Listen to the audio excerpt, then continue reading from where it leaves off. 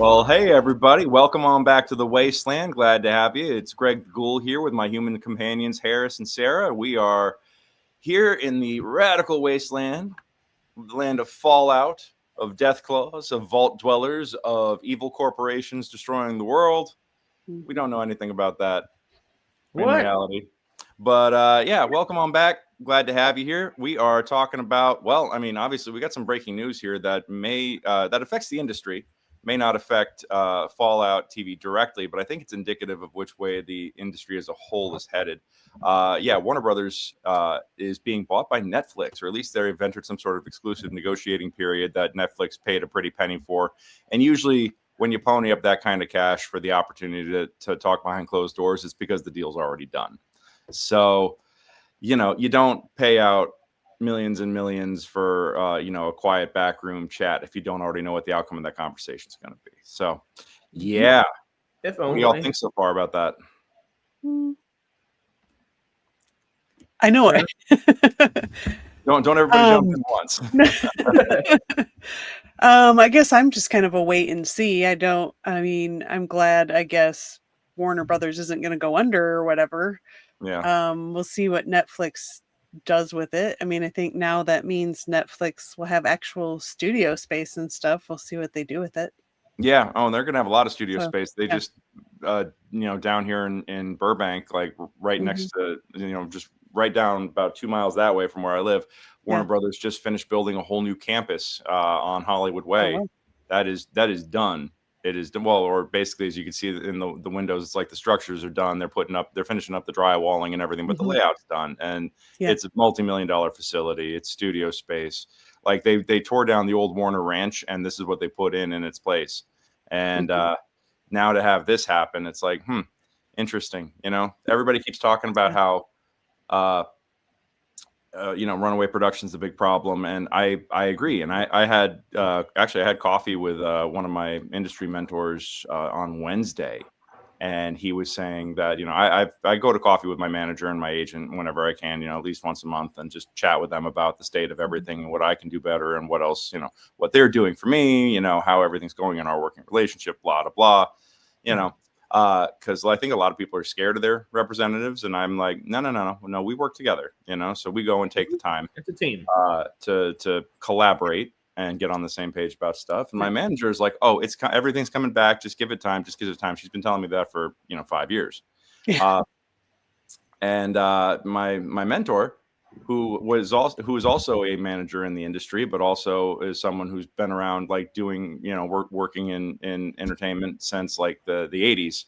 He was like, this is the shift. This is the change. This is it's never going to be the same, and this is, LA as a town might be finished, and because all the production is going abroad, and with the with all the media conglomerates getting siloed here, all these vertical integrations, and the concentration of all the power as all these studios are being bought up by bigger conglomerates.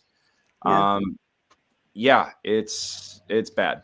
So, and it was a sobering conversation in a lot of ways, hearing that. And I think this is indicative of that, where, it's like Qui-Gon Jinn said, there's always a bigger fish. Yeah. And now we're seeing like the what used to be like the goldfish, the guppy, the one that was, the group that wasn't allowed to be at the Oscars because all the studios were keeping them out, is now buying up one of the oldest and most established studios in the industry. It's wake up call, It is. Monk just brought up a great question. Do you think there will be Warner Bros. Theatrical releases in 5 years?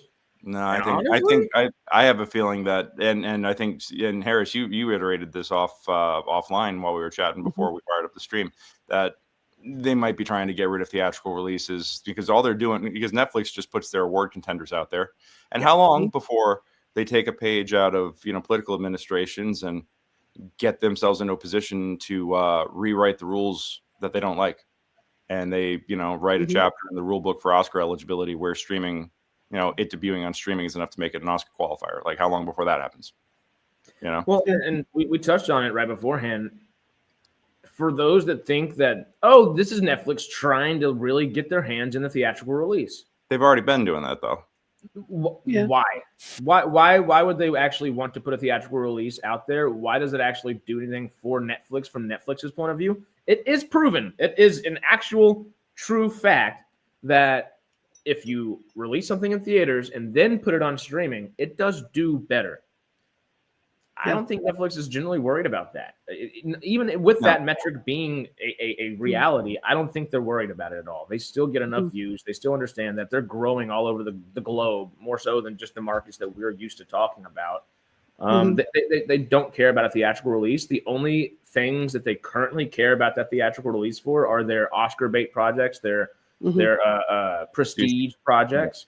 And like you said, if they get the next 5 years of releases or however long, and they're all just doing 2 weeks, 2 weeks, 2 weeks, they don't have a vested interest in, hey, we got Frankenstein for 2 weeks this year.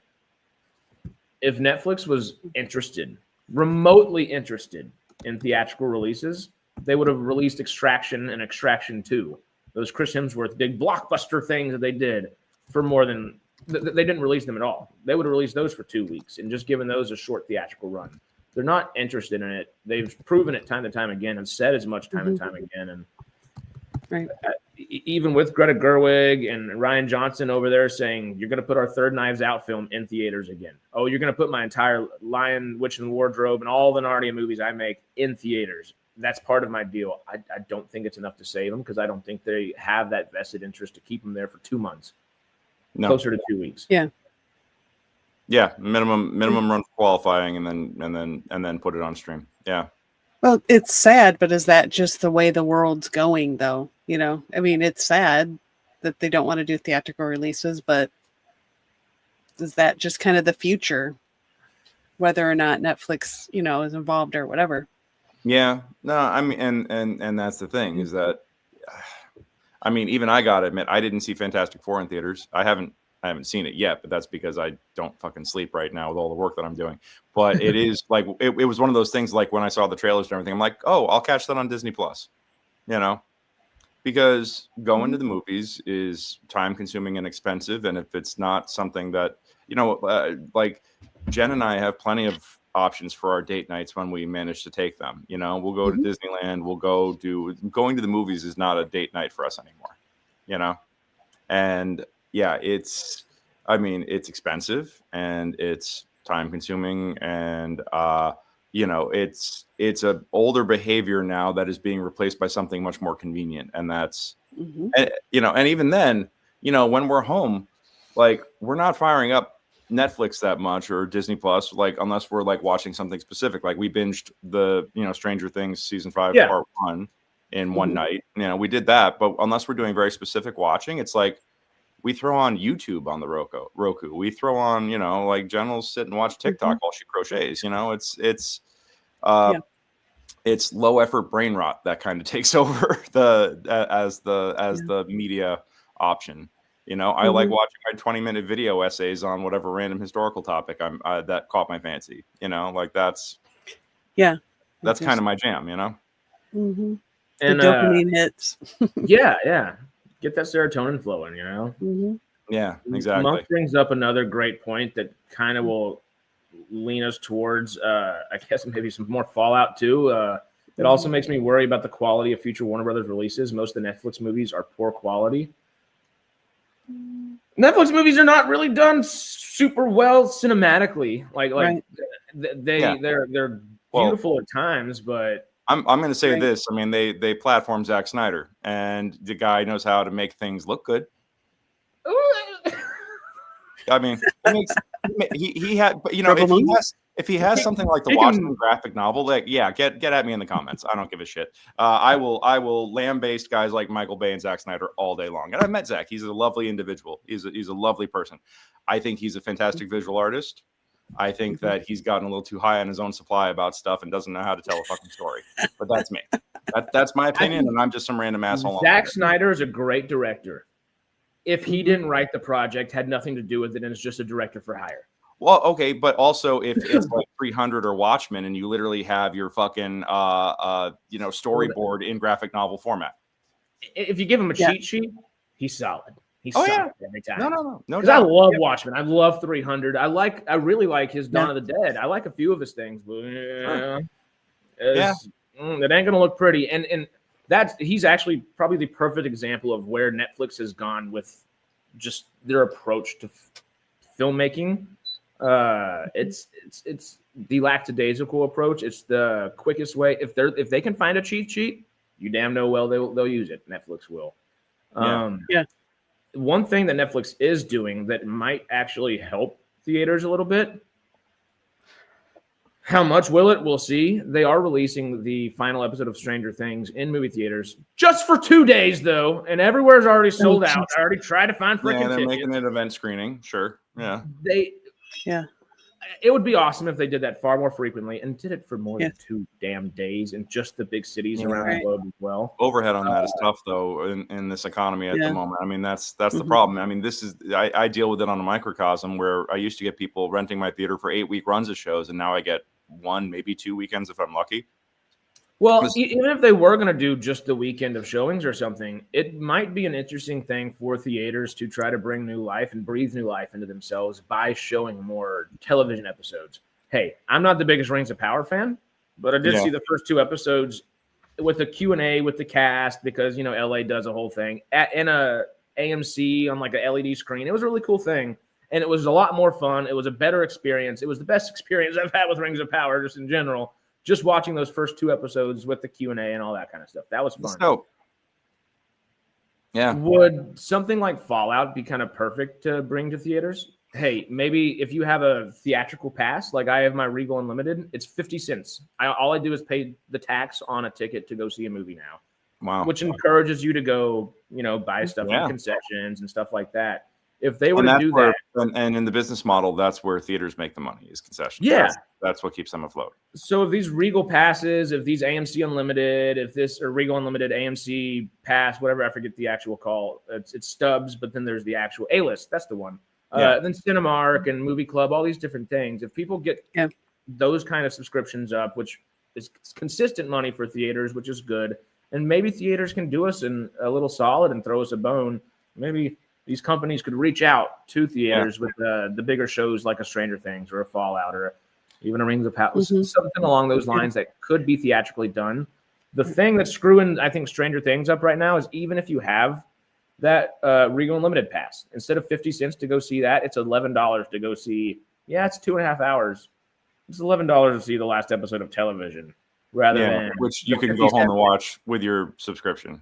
For free. So if you're not letting me use my 50-cent subscription or whatever, it feels a little screwy. They need to work that out. But I think there's a way that this could help bring that theatrical just experience back, even with something more camaraderie like TV.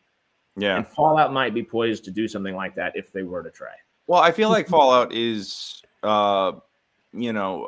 just like most prestige television, it has the budget to be, like cinema quality. And go out there and look great on a movie screen, and you're watching in a 20-foot high image and just like enjoying it, Give me power armor on a big screen. Yeah, give me the power armor on a silver screen. Yeah, that would look really cool. I'm all in favor of that. But I also feel like that this is there's a shift happening in how we tell stories. I mean, I feel like TV shows are becoming more like movies, and movies are, movies are now evolving to the point where they're being consumed more like television, and that, so the lines are really blurring. You're seeing a lot of people who were traditional movie stars now being the leads in major TV shows, which is boxing out, growing actors from having a major, footstep in their career. Yeah. There's, the lines are blurring. There is no such thing as being a TV star anymore, because in order to get a role on prestige television, you have to have an Academy Award or at least a nomination. And it's killed the movie star, but it has killed the TV star as well. People don't talk about that. That's interesting. Yeah. It's just you have A-listers now, and the form of media doesn't necessarily matter as much. And the thing is that so much of this is, who and it's the in groups that are in power at the moment, and who's got the sway and the influence, and who do they like working with, and it's these really small tight circles. This is why, and it's just getting more more and more insular. And there's, Yeah. you know, you're seeing it in writers' rooms and you're seeing it with talent. There's, I'm gonna say this, and this is gonna be spicy, but bear with me for a second, okay? Kevin Spacey, before we knew he was a giant piece of shit, had a fantastic quote about the industry. And I killed Harris. I'm joking. I was like, yeah. But he had a quote that really resonated with me.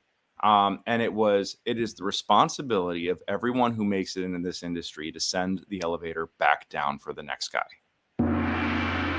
Mm-hmm. Yeah. That was and that has stopped.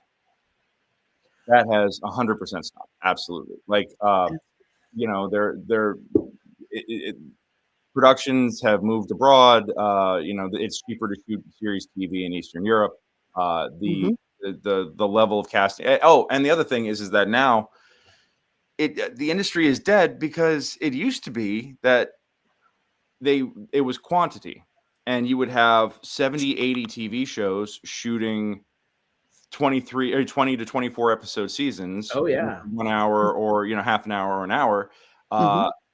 And production would start in pilot season would be in January. You'd get your pickups, and then after the summer hiatus, bam, production goes into full swing, and everything dropped like clockwork.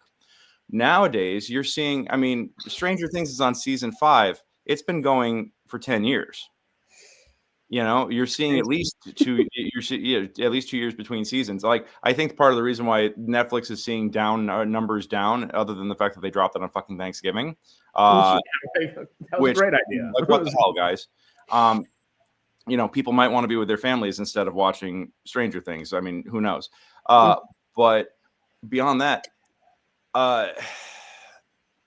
the momentum is lost. You know, it's not necessarily like, oh, it's been so long, I'm so excited. It's, oh God, this show is back. What the fuck was happening in this again? Yeah. You know, there's a lot of that. And you're seeing this, and at least Fallout, once they realized that they had a big hit, they were like, cool, we're doing 2 seasons back to back. And then I think as soon as the numbers drop on the first weekend of season 2, I guarantee you we're going to get a renewal for season 4. Guarantee it. Okay. But you know, it was a gut punch the other day when I was like, oh man, Severance. I saw an announcement on Instagram about Severance that was, hey, writers' room, get ready to get back in for April 2026, and you know, the new season drops June 2027. Yay! Yay! Yeah. I haven't watched any of it. I should. Oh, it's so good. You get time to catch up. And I guess, plenty of time. YouTubers get a lot of recap views. Yeah, a lot of grist for that mill. You know, I mean, and I watch. You know, I'm a big Screen Crush guy. I will sit and watch Screen Crush all day long. I actually went to Ryan Airy's live show when he came through LA. You know, I remember you saying that. That sounds fun. Yeah, it's a good time. I think. Sorry, I'm sorry. Cheeky Bardo is the greatest hour of television ever written. Don't at me. That was part of season 2 of Severance. Just like one of the most brilliant and most gorgeous cinematic episodes of television. Yeah, gotta watch it. Y'all gotta check it out. Okay. But it's God, it's just it's so frustrating to see the industry be this way, because now everybody's got the money to throw in for quality, but there's no quantity and there's no volume. You know, and it's funny. Television is getting bigger and better and bigger and better and bigger and better. And movies, they were talking about how there's a decline in the quality movies for Netflix. You know, because why spend the money on 1 2-hour experience that you're just going to promote for 2 weeks and then stick in the back of the catalog and let it collect dust, versus, you know, something that you could drag out for months at a time.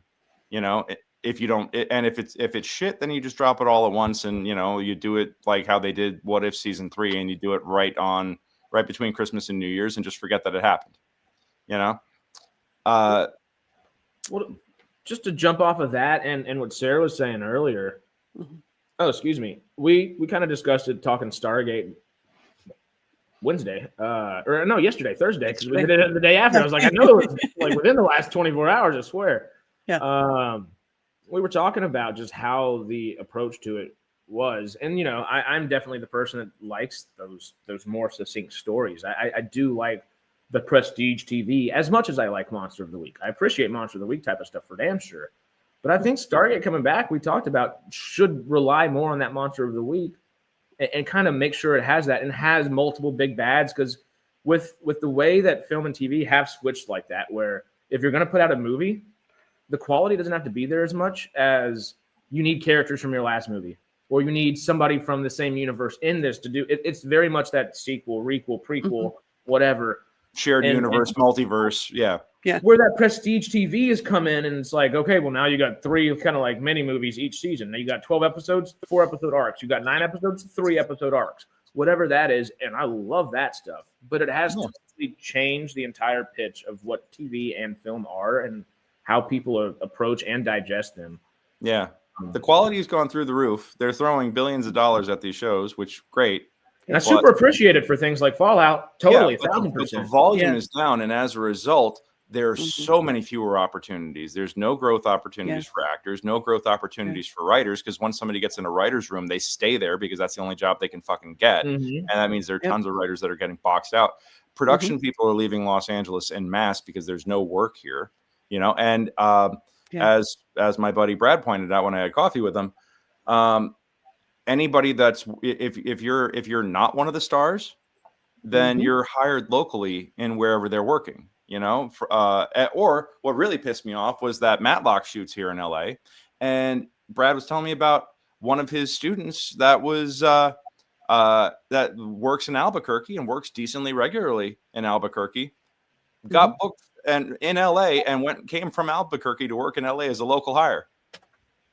And I'm just like, oh, okay, awesome. How many actors do we have in LA? You tell me you couldn't find that guy in LA. Now, I mean, I recognize the hypocrisy here because I'm on my agency's Atlanta roster, but we all got to do what we got to do. But it's just frustrating to see how, they're getting thousands of submissions per role, and there's only one actor for each job. I think, and I don't know. I hate to be all doomsayer, but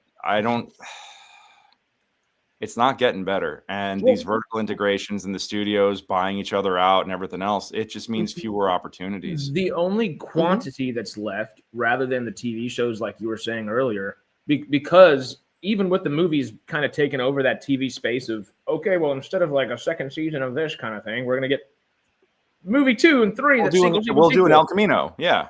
They're while the quality isn't necessarily there story-wise, because they're just kind of rushing the sequels out film-wise, typically more so than they are TV nowadays, because you get the 2 years for TV half the freaking time. The quality in the writing's not there for the film. The budget never went away though, so they're still spending exuberant amounts on these bigger films that people just aren't seeing the way they were. They're not making the money back. They can't make the quantity of films or the quantity of TV because it's all prestige or sequel that has to be a high budget sequel. And that the only quantity that's left, and we do want to shoot for quality over quantity as an industry, as a profession, as actors and people that just talk about acting and enjoying it. You want the best of the best as consistently as possible, and we're in an embarrassment of riches to a degree of that, but the quantity is gone, and you don't get the fun. An easy example is, hey, we all feel our pocketbooks on a daily basis. There's very little middle class left. And I feel like the middle class of film is, we've talked about it before, you and I, Greg, on this. Yeah. There is no middle class actor left. Very, very far and few between. And it feels like the middle class of filmmaking is almost gone as well. And that's what Stargate was. That's what Star Trek is. That's what Star Wars TV shows are. That's half the things that we just enjoy talking about here. They're no longer capable of existing because of the way they have it set up now. Yeah, because they're throwing so much money at this stuff now that it's not. It has to succeed. Nothing's got a chance to. I mean, it was like Neil Gaiman putting it out there. Like, if you don't watch Sandman the minute it drops, if you don't watch it on the first weekend, it's going to get canceled, guys. I mean, and that's the thing is that, and this is Hollywood reaching its logical conclusion in a lot of ways, because Hollywood's been run by accountants for far, for almost as long as it's been around. It's been run by the bean counters, and it's always been about the difference between art and entertainment is that entertainment is made for the lowest common denominator. It's made to have the broadest appeal, and most art doesn't really give a shit about appealing to everybody. Yeah. I haven't heard anything about what's going to happen yet, but I know all the Snyder Bros are thinking that James is out and Zack's going to come back and give them Justice League 2. And I'm like, not y'all. No, it's dead and gone. It's dead. This the Snyderverse is over. Go, as it should be. I enjoy that movie a lot more than the theatrical cut. That doesn't make it a great movie. No. Yeah. And again, see what I said about Zack above, so. Yeah. So are the just all that topic coming into a kind of head there. Are we in, is the film industry at least, and shit, it kind of feels like everything with AI and just everything closing in at a lot of angles, it feels like around the world right now. Yeah. Are we in our Coliseum stage? Circuses? Getting close. Yeah. I mean, I feel like we're getting close, and I hate to say this because, man, I have loved, I loved comic book media when it finally blew up and got its due with the Arrowverse, and when the MCU happened and everything else. Like, I love all the superhero media, but I really do feel like that this has become so packaged, so commercialized, even beyond what it was before, to the point where this is our bread and circuses now. Yeah. Well, that thought. So we are in our Coliseum, which means Caesar or Caesar is coming, or Macaulay Culkin. How is episodes 5 through 8 of season 1? I mean, I just was. I still love the show, and I know that we're talking about all this stuff here about the death of it, but what is happening is really good stuff. It really is. Well, and the one thing that we kind of have gone back to multiple times over the last probably month or so, just discussing specifically the two things that seem like there's going to be more than two things necessary to save the industry or bring jobs back to Hollywood and all that kind of stuff. Yeah. But Fallout and Stargate are poised to do just that in a lot of ways. And hey, obviously we're going to be excited about that over on SciTrek. We like talking about those two things. Yeah, exactly. Nonetheless, it's really cool to see sci-fi be the last hope in a lot of ways. Well, and science fiction has always been one of the mirrors that's held up to society to examine itself through allegory, and I think that our role as that mirror is more important now than ever, with everything going on in the world. Just rewatching old episodes of Deep Space Nine is just so the messages there are still relevant today. But I do remember being a kid in the 90s watching these shows, and even as just a teenager watching them, I was like, oh, I get what they're talking about here. You see it, you feel it. They made it. Yeah. Yeah. Yeah. Oh, yes. R.I.P. to. Yeah. Kiri Hiroyuki Tagawa, I think is how you say it. Yes. No, I'm trying to remember his character in Mortal Kombat. Shang Tsung.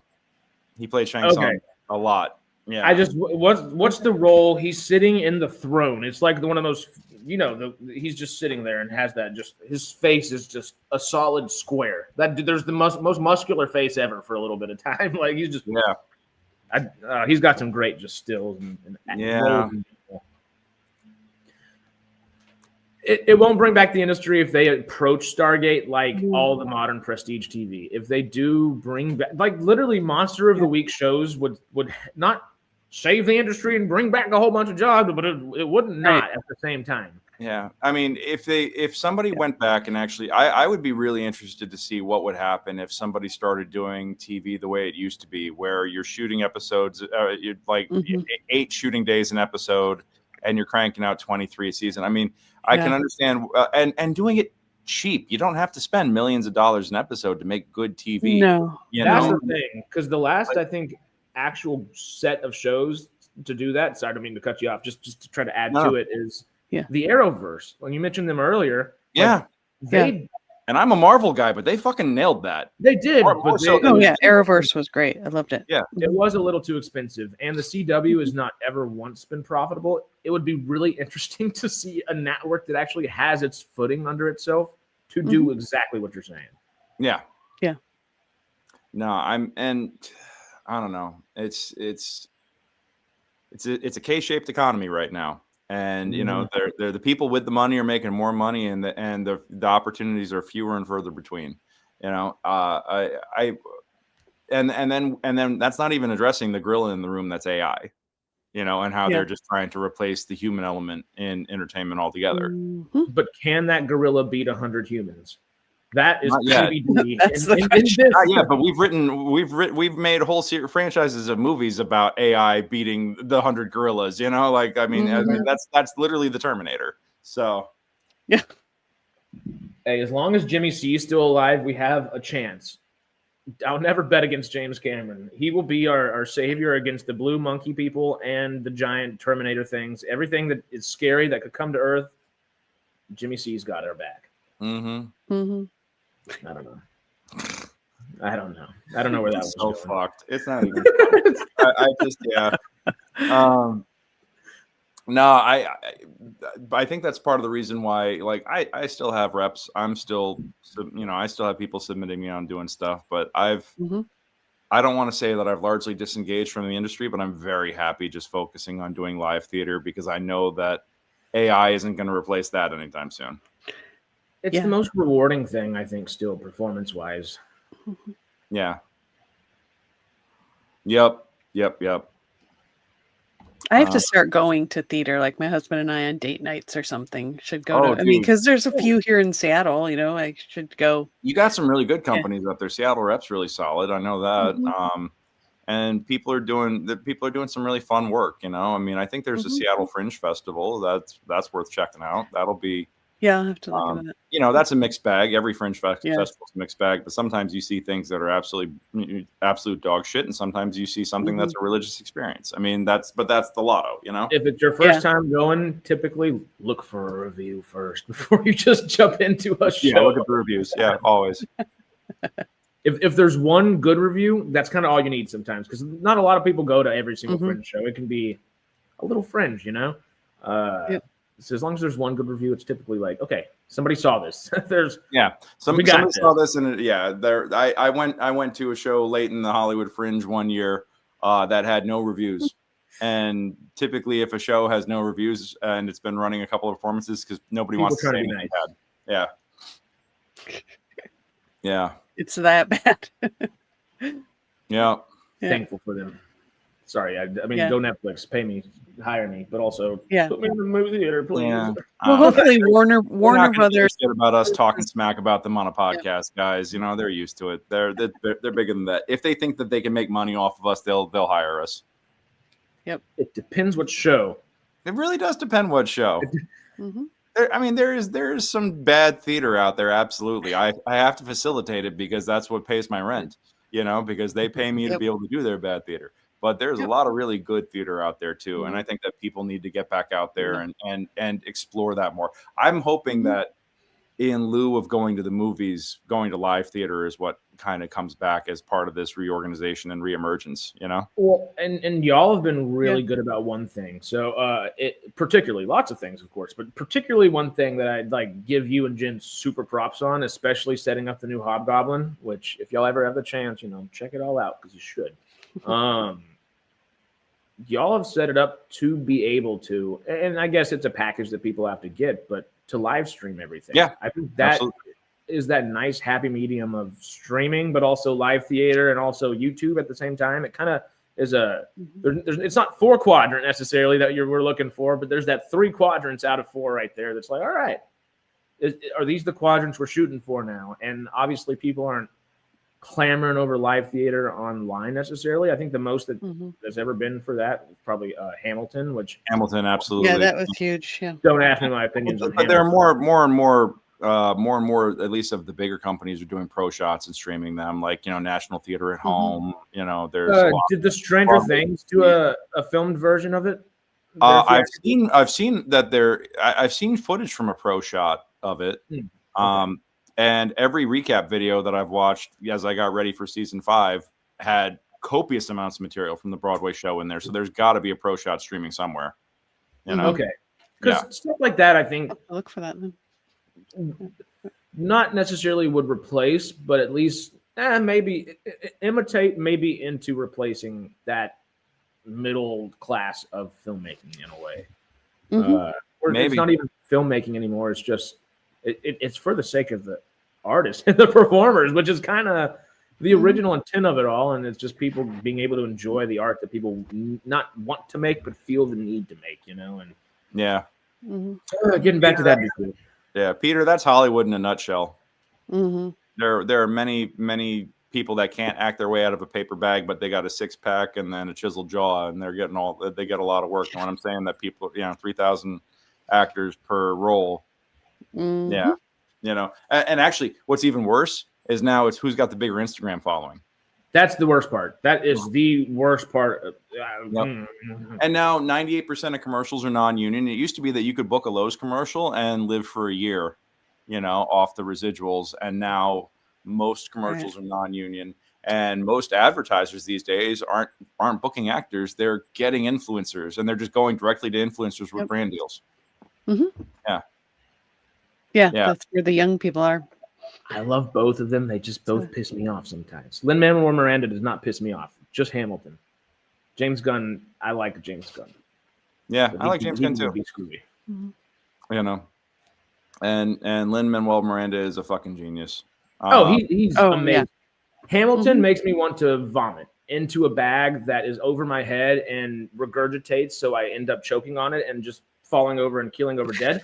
But everything besides that he's done is phenomenal work. Yeah, and now he's, God bless him, he's got tons of work coming from Disney. He's cranking out all kinds of good stuff. But even still, In the Heights, fantastic show. His body of work before Hamilton was outstanding. But all these shows walked so Hamilton could run. And just him as an actor in general, like obviously, like Mary Poppins and stuff like that, he's perfect for. He's fit into that kind of stuff. But I love his role in his Dark Materials. I wish they would have had more of him on there. He's a great actor and just in general performer. Yeah. And so are the cast of Fallout. If we want to jump in and talk about I don't think this season recap is ever happening, Harris. I think we made a noble effort, but the world is just too much. No, I wore my shirt today just to show how dedicated I am. Vault 33. So, you want to know what cracked me up more than anything starting the rewatch at the beginning of this week? What? Was I think we got excited about episode 5 more because one of the things we talked about more when we were recapping episodes 1 through 4 was the moment when they crossed the bridge and have to shoot the fiends, which happens in the beginning of episode 5 and not 4. Yeah. I was like, well, there we go. Yeah, that was a good crack up there. Yeah. The final half of the season is an emotional roller coaster, specifically from Lucy's point of view.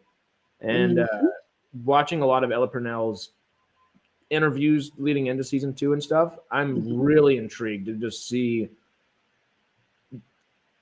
her emotional state. I say, simply put, and just how that is going to inform her decision making, because she trusts the ghoul, but not to a degree. I mean, to a degree, excuse me.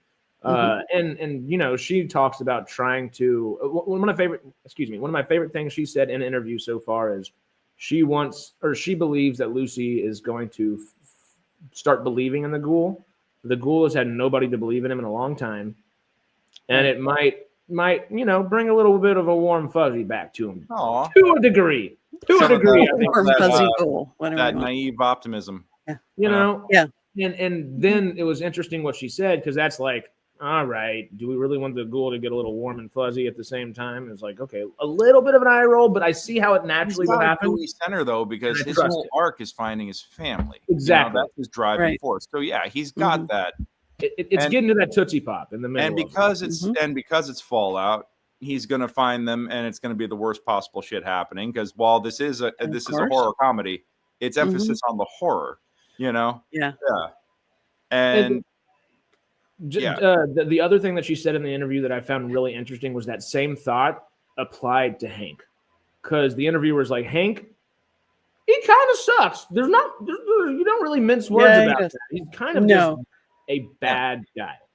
Yeah, he is. That same thought, is she going to have just a little bit of a hard set belief in her father that maybe he has some good left in him. Maybe he will do something.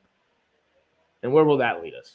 Yeah. So just her saying that is just like making my brain go in all these different angles. Like, okay, so how is she going to let Hank do something, and what's going to end up leading us into season 3 now? Haven't seen an episode, 2 minutes of season 1 or 2, excuse me. I'm already ready for season 3 just from that comment. But hey. Yeah, right. Yeah. I you know what I thought was interesting was I saw in one of in an interview that they're kind of leaving it ambiguous about who won, and it sounds like every faction's going to have their own story, about what happened at the second battle of the Hoover Dam. What do you remember that creator's name? She's one of the other showrunners. It's like Geneva something. I don't remember her name off the top of my head, but I remember exactly what you're talking about. And she says the show's 15 years after, 16 years, something like that. Yeah, after that's the events in a post-apocalyptic wasteland where there's no structure, no society, and you're going to have some people that have distant memories of what happened, and it's all going to be different.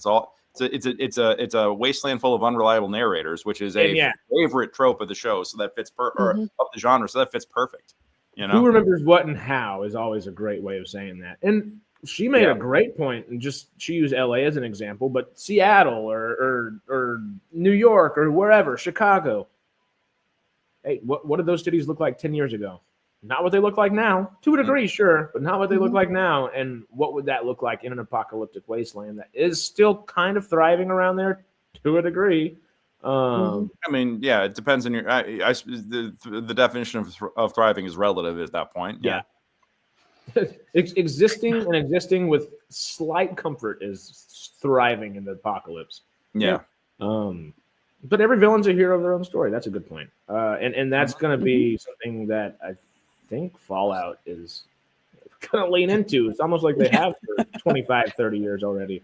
Yeah, and the thing is like, look, they make a lot of statements about how the corporations are the bad guys and help bring about the downfall of society in the name of capitalism and Fallout. I mean, that's pretty unambiguous. But at the same time, their intention, at least Vault-Tec's intention, was to remake the world full of corporate management, and that was their vision for the world. And that makes them the hero in their own story, because what they think they're doing is saving the world. I mean, never mind the fact that I'd rather eat the barrel of a 12 gauge than live in a world like that, but that's besides the point, Yeah. If the world was going to end up in apocalyptic wasteland anyway, why not speed it up and reform it in the way that it should be? Reform it in my own image. And that's the thing, is when you have enough power and resources and money, people can't help but feel the desire to play God when you have that much power, Yeah. Almost like it makes you start experimenting with people in vaults or something. I don't know. Yeah. Vault Force, for instance. I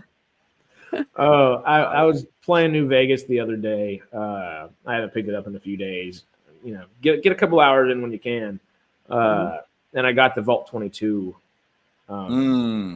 quest, and I haven't done it yet, but I want to go. I feel like that's where the plants took over. Yeah, where the plants took over. Yeah, that's a fun one. That quest alone should have a big impact on what we see, because that was going to, if the courier in real time, whatever that actually happened, they are going to leave it ambiguous. So whatever actually happened with the courier in New Vegas, essentially, whatever happened, he did something in Vault 22. If he brought that back to the scientists to spread throughout the NCR and just New Vegas in general, they can grow food in the desert. They're not going to be worrying about a whole bunch in that sense.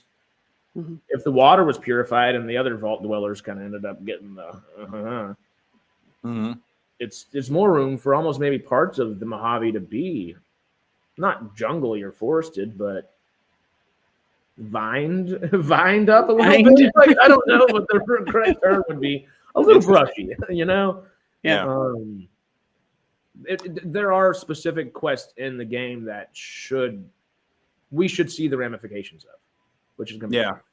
No, I think that there will be answers to a lot of questions about like what happened to this, what happened to that. I think we're going to see a lot of that, but I think that I feel like that they're gonna give us unreliable narrators. My money is that they're gonna present like, here's the definitive ending of how the Battle of Hoover Dam went in like episode. They might come out and say it like in episode 1, and then the next episode you see it from somebody else's point of view and it's a completely different result. And then a third episode, like maybe in episode 4, they'll do another whole thing, and then you just figure it out that it's like nobody really has a clear picture of what happened that day. Everybody's got their own version of events, and I think that would be a really, really fun way to do it. Yeah. I agree. Yeah, and from that creator, it sounds like that's kind of how they're going, But I think the best way to do it would be to make a definitive statement, like right out the gate, and then undermine it one episode later. Joker it a little bit. Yeah, exactly. How'd you get those scars? Well, the Legion gave it to me. Well, the Great Khans gave it to me. The Powder Gangers, whoever, some corrupt NCR guys gave it to me. Yeah. Oh, okay. So Monk, yeah, I see you responding there, but that's largely left unknown. To answer that question specifically, it's largely left unknown if there's part of the U.S. that isn't untouched by the apocalypse in Fallout. We've seen what happens in the Commonwealth and what happens in the Capitol, and we've seen what happens in various regions of California. But I think that there were probably areas in like Montana or North Dakota or places where the populations are a little more scarce, where they probably didn't drop bombs. But that's but from what we understand, the nuclear war between China and the U.S. pretty much took out everything, because even if you're not within the blast radius, you're dealing with nuclear winter. You're dealing with it pretty much fucked the whole planet, from what we understand. But also, Alaska was actually one of the fronts of the war. That was actually like the front. Yeah, could be if people got the Nazis tried to put a base in Antarctica. I imagine that somebody else tried doing it later. Mutant penguins. Stargate Command also did at some point. Stargate Command, yeah. Are you telling me that Stargate Command was found by the Germans? The Stargate might have been. Okay. This is what comes up. Excellent. This is just from Reddit, and it's falloutreplay.com is what it looks like it's coming from. But this is where supposedly the nukes dropped. Yeah. And obviously, like we know, LA got a lot more. I think this is just representative of the region that was nuked rather than the amount of bombs. Yeah. Right. Yep. So stretches and basically where you don't see much happening, that's because it's just stretches of nada. Yeah. Hey, Amarillo's all fine. There you go. I'm dead. Yeah, you guys are dead too. I guess. So are we? Yeah. We are royally fucked. One thing I do find interesting about this is that obviously Fallout in its fictional universe is much more nuclear energy focused rather than oil and gas and stuff. Yeah. If this were real life, where I'm from, right between that like North Texas right there, that Northeast Texas and that South Texas, in that Southeast quadrant is the largest oil reserves in the world. If anything happens nowadays, it's going in the first 5 bombs in the U.S. if someone actually does something like that. Yeah, it is interesting to not see that here. That's that warm water port that Russian bots love to talk about. Yeah. Right. This is interesting to see that wouldn't be necessary in a world that's more atomic focused. Yeah. No, and it's not necessary in the first place. Nobody get ideas. Just saying. Yeah, New York's wiped off the map. Boston's wiped off the map. All my favorite places, man. Yeah. And then and looks like Florida gets blown to hell, but yeah. And nothing of value is lost. Yeah, I was just gonna say, who misses that? I mean, honestly, though, if you really want to make sure that you take out the Australia of the U.S. and all the dangers held within, nuke the shit out of Florida. Like that's the game. Because the last thing you need is Florida man coming after you. Yep. You know. Yeah. Yeah, Like, I we would love already get Red Gator Dawn Claw. set in Florida would be hilarious because those guys, the invaders, wouldn't know what hit them. You know? Mm-hmm. That would be hilarious. Yeah. The Gator Claws and just Fallout 4 being everywhere, not just everywhere, but absolutely everywhere would. Yeah.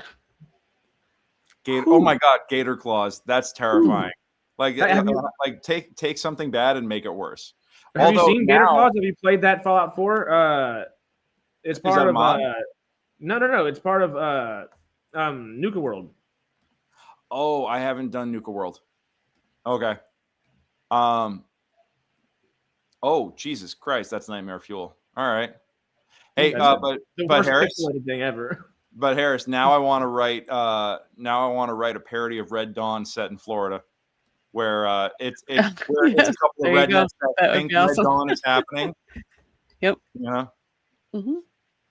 And I don't know. Maybe it turns out that somebody's making a movie or something. But like it's a couple of rednecks trying to fend off what they think is a communist invasion. That would be great. Yeah. Oh, that'd be fun. Yeah. All right. Now I've got an idea. That could be a really that's now I want to write that movie. All right. We've got our we got the idea for the troupe for doing the Simpsons thing for the post-apocalyptic little. Oh yeah. Troupe.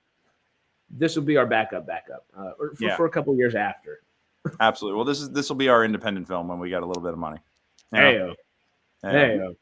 Love it. Yep. All right. Well, Boston's just my favorite city in the U.S. I love living there. I miss it a lot. I only lived there 4 years, or 3.5, really. Well, I mean, it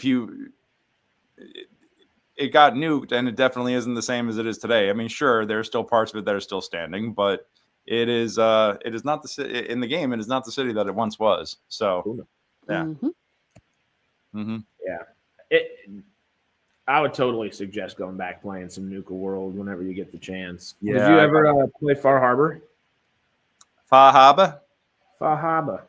Did you? No, I keep getting bogged down with fucking Preston quests and they keep trying to make me build settlements all the time.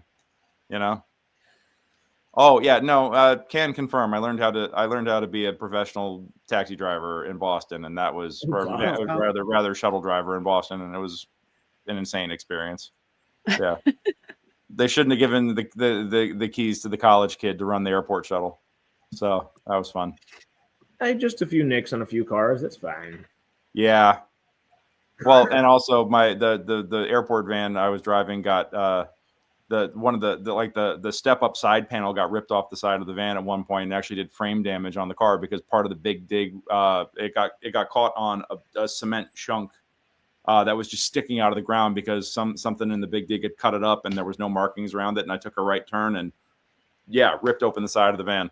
Ooh! Did not get fired, thankfully, but I thought I was done. Somebody 20 years later comes and is like, "Is your name Greg Crafts tomorrow morning?" No, do not serve who me. you are. How did you find me? Yeah. Well, actually, I was really interested in Fallout, and oh, okay, yeah. Surprised. No. Every time. Okay. I guess because it's 11:40. I know we kind of have a hard out here. I got to get going, unfortunately. But yes, that's accurate. When a light turns green at an intersection, you know that the guys in front of you in the left turn lane, or there are 3 of them are going to dart out immediately. So just wait until they go, and then you can proceed straight. And turn signals are suggestions. Matter of fact, I think most mass hole drivers don't even know what they are. Baby Driver got his start in Boston. Yeah, that makes sense. Yeah. Okay. Before we jump out of here, do y'all just what would be if y'all had a highlight within the final 4 episodes of season 1? What would it be? I loved watching the ghoul go off with bats on all the guys in the power armor. I'm super excited for that. I'm super excited for that. I can't wait to see it again. And honestly, I want to rewatch the last beats of the finale because I think there were a couple of details that I missed. and I want to just make sure that I've got everything on the right page, because it does shape everything up, for what's to come. But I want to rewatch what's going on with Maximus and the Brotherhood of Steel and their acquisition of Cold Fusion and what's going on with all that, That's going to be, I don't think we've all talked about that as much. No. I mean, and all the promo material has been very, very centered on Lucy and the Ghoul. I mean, you do see some Maximus, but it's been largely Lucy and the Ghoul and New Vegas. Yeah. So I'm intrigued to see what it means when the Brotherhood has Cold Fusion and what they're going to do with it. Yeah. It's yeah. So I love it when they call him out. It's the thing that all players have been saying for a long time. And Lucy says it to Maximus, and he's just like, "Oh yeah, so the Brotherhood acquires pre-war technology to utilize pre-war technology against people from having pre-war technology." It was just kind of like, it's a head scratcher. Okay. Yeah, I remember that.